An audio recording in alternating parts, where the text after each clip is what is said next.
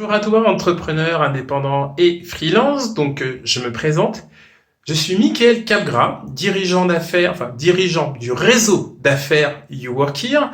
Alors, c'est quoi un réseau d'affaires? C'est un service qui permet aux entrepreneurs qui ne sont pas fans de la prospection et qui se sentent un peu seuls dans leur activité, de se réunir, voilà, de temps en temps, une fois par semaine, et d'échanger des nouveaux clients. Voilà, on le fait par visio, ça se passe très bien, super. Et dans le cadre de la promotion de cette activité, que j'aime beaucoup, cette chaîne, voilà, où j'apporte à mes adhérents, mais pas que, puisque vous voilà, des séries de conseils, du contenu, voilà, sur la partie prospection active et passive. Alors là, nous sommes sur une chaîne, donc la chaîne You Work Here, et vous avez une playlist, donc nous y sommes, qui s'appelle Trick and Tips. Donc c'est une playlist un peu particulière puisque son ambition c'est de vous apporter du contenu, on va dire utile, voilà, immédiatement applicable, mais tout de suite. Voilà, on discute pas, vous avez pas de budget, hop, on applique. Donc c'est des petites séries voilà qui sont publiées une fois par jour, qui durent à peu près 8 minutes. Donc là, il nous reste 7 minutes. Je me dépêche. Et là aujourd'hui, on va parler de SEO. Voilà. SEO ou comment attirer vos clients avec le référencement naturel.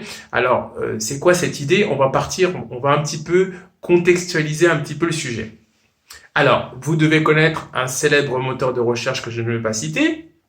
Et quand vous faites donc vos recherches, vous avez dû remarquer que vous avez un certain nombre de sociétés qui apparaissent en première page. Je ne parle pas de la partie pub, je parle de la partie non pub, vous avez toute une série. C'est ce qu'on appelle le référencement naturel. Donc si vous avez un site internet, un compte Spotify ou autre, etc., j'imagine que vous souhaitez apparaître plutôt en première page. Et vous avez raison, puisqu'en général les dernières, plutôt la deuxième et troisième page, sont quasiment jamais consultées. D'ailleurs vous-même, j'imagine que vous vous contentez très souvent et très certainement de la première page pour trouver vos informations. Bon, l'idée à travers le référencement naturel, ce qu'on appelle le SEO, donc Search Engine Optimization, le principe étant de faire un certain travail pour apparaître en première page, mais pas uniquement par rapport au nom de votre société.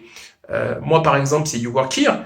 Bon, je voulais un nom un petit peu original, mais vous avez dit un petit peu la difficulté. C'est comme je suis, par exemple, un réseau d'affaires. Si on tape réseau d'affaires, là, il faut aller 6e, 8e page, voire plus. Voilà, donc là, c'est ce qu'on appelle le mot-clé. Alors, un réseau d'affaires, c'est un mot-clé. C'est là-dessus où j'aimerais apparaître. Donc, depuis quelques mois maintenant, je fais un travail où lentement, mais sûrement, je m'approche de cette première page et je vais vous donner voilà quelques astuces sur ce sujet. Donc, si vous avez un site web, c'est le mieux. Hein. Je vous invite à ouvrir la partie blog, de l'activer, si vous pouvez le faire. Hein. Si vous pouvez pas le faire, je vous invite à changer de CMS. Donc, WordPress le propose. Moi, je suis sur Squarespace, le propose aussi. Voilà, faites vos recherches là-dessus. Puis, si vous avez des questions, vous me les posez en commentaire, je vous y répondrai. Donc, vous devez avoir une partie contenu qui n'est pas de la pub, même si ça peut jouer là-dessus. Et il faut y publier régulièrement du contenu. D'ailleurs, ça marche pour beaucoup de sites internet, ça marche pour LinkedIn, ça marche pour YouTube, ça marche pour plein de choses.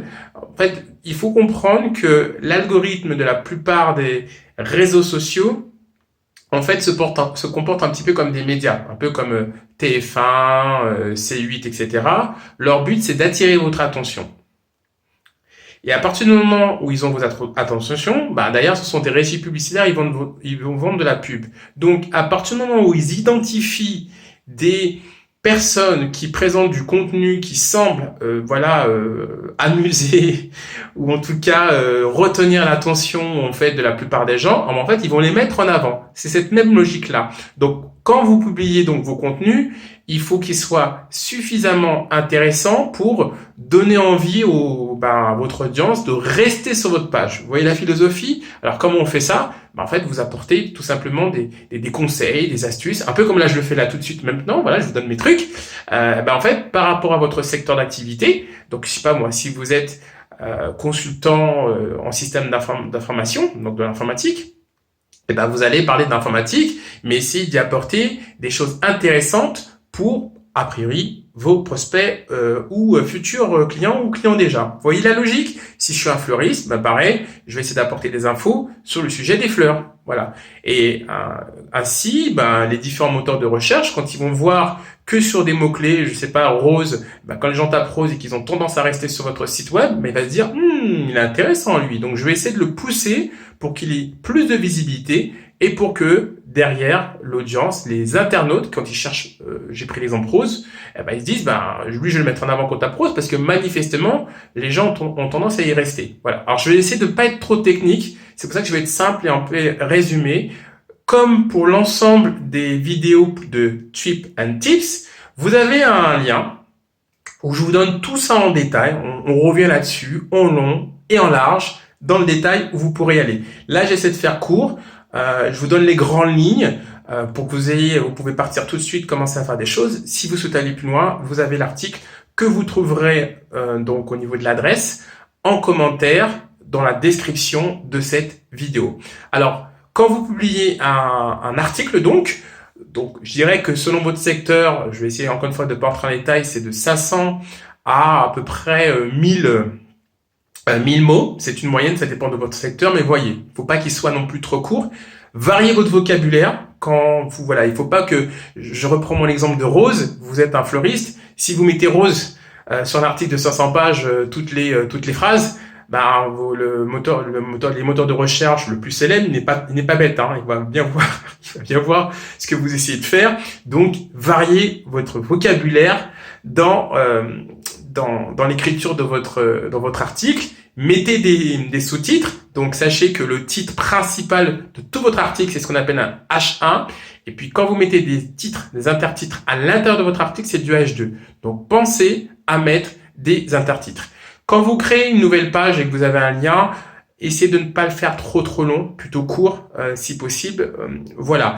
Et encore une fois, publiez régulièrement. Il vaut mieux que vous publiez régulièrement peu, d'une certaine manière, que mois de janvier, boum, vous balancez un maximum d'articles et puis on vous revoit plus pendant 6 mois. Alors je vais répéter, si par exemple vous êtes donné un objectif de 6 articles pour l'année, donc 6 articles pour l'année, il vaudrait mieux que vous publiiez un article tous les 2 mois par exemple, que d'en balancer 6 au mois de janvier, on vous voit plus. Voilà. C'est parce qu'en fait, comment ça se passe derrière, c'est que vous avez le petit moteur de recherche d'un célèbre que je ne citerai pas, qui de temps en temps, qui se balade, voilà, sur Internet, il est comme ça, il se balade, il fait des petits pas, et puis s'il voit de temps en temps qu'il y a des nouveautés, il va revenir régulièrement sur votre site web. Si au contraire, il voit qu'il se passe pas grand-chose la plupart du temps, il va arrêter de passer, hein. Je veux dire, c'est comme vous, hein. Si quand vous sortez, vous avez l'objectif de voir quelque chose et qu'il ne se passe rien, vous évitez de sortir. Là, c'est exactement pareil. Donc, je vais récapituler. Donc, quand vous écrivez, pensez à ceux pour qui vous écrivez, de quelle manière vous pouvez leur être utile quand vous écrivez vos articles, de qualité, plutôt de qualité plutôt que de quantité. Donc, l'idée, ça rejoint un petit peu au premier point de penser à votre audience, mais effectivement, il faut que ce soit des choses qui accrochent, qui présentent leur intérêt. Alors, généralement, par rapport à votre audience, il suffit de voir dans les forums, dans les YouTube par exemple, ou pas que, pour voir ce que votre audience peut se poser comme question. Parce que l'idée, c'est que si vous écrivez des articles, pour être pertinent, il vaut mieux répondre à des questions que les gens se posent. Si c'est pour répondre à des questions que les gens ne se posent pas, vous comprenez que ça n'a évidemment aucun intérêt. Donc, régularité, si c'est un article tous les mois, c'est un article tous les mois, mais ne baissez pas du jour au lendemain, essayez de garder une certaine constance et une certaine discipline. Et puis voilà, quand votre article est publié, deux, trois petites astuces, un minimum entre 500 et 1000 mots. Si vous souhaitez avoir le détail sur ce sujet-là, vous allez sur l'article correspondant. Une URL la plus courte possible avec dedans, si vous pouvez, les mots-clés ou les mots importants. Voilà. Je m'arrête là-dessus. Si vous souhaitez en savoir plus, vous avez un article dédié sur cette question-là qui aborde le sujet du référencement naturel. Donc, comment attirer vos clients via les premières pages d'un célèbre moteur de recherche que je n'ai pas envie de citer. Voilà, tout simplement.